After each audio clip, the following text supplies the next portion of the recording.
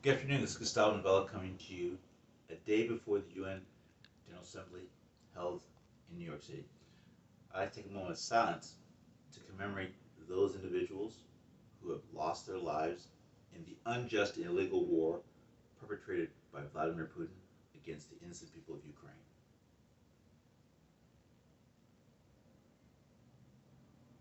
As you know, my late father was Equatorial Guinea's ambassador to the UN from 1969 to 1970. His Excellency Gustavo Wodede Belma Congo Sr. served as Equatorial Guinea's ambassador to the United Nations and to Washington, D.C. He did so because he was fluent in 6 languages. He had gone to Lincoln University in the 1950s, shortly after Kwame Nkrumah, the first president of Nigeria, had gone. First president of Ghana, Mr. Ezekwe, the first president of Nigeria, had also attended Lincoln University, which is a historically black college. So my family's bloodline, with regard to historically black colleges, runs deep. I'd like to speak to the people of the Republic of Equatorial Guinea and to Joe Biden. President Biden, tomorrow when you speak at the UN General Assembly, the world will be listening to the atrocities in which the people of Ukraine have suffered. But I also want you to also remember that the people of Africa, the continent of Africa, have suffered. I have to bring to the attention of you have individuals who've been waiting in the border states from Cameroon, Nigeria, and other countries who, for some reason, because of the color of their skin, are being bypassed by recent immigrants from the Ukraine.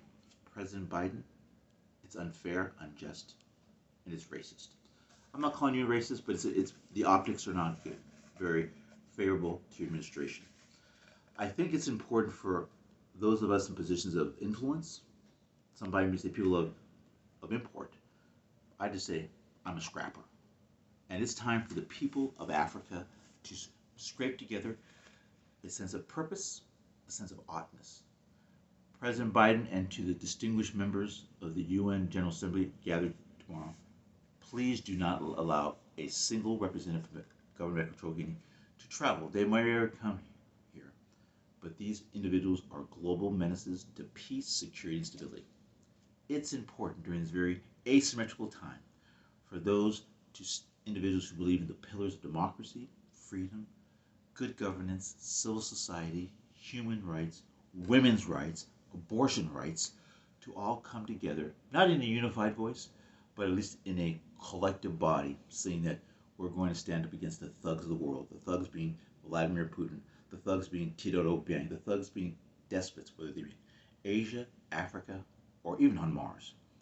That being said, as someone who has had the great privilege and honor of being raised in the United States of America these last 52 years, I want, out of my 54, I want to take the time to thank the good people of Salem, Oregon, the good people of Stanford University, the good people of Los Angeles, California, the phenomenal people of Mount Lebanon, Pennsylvania, and perhaps most importantly, in the U.S., the city of Washington, D.C., the nation's capital.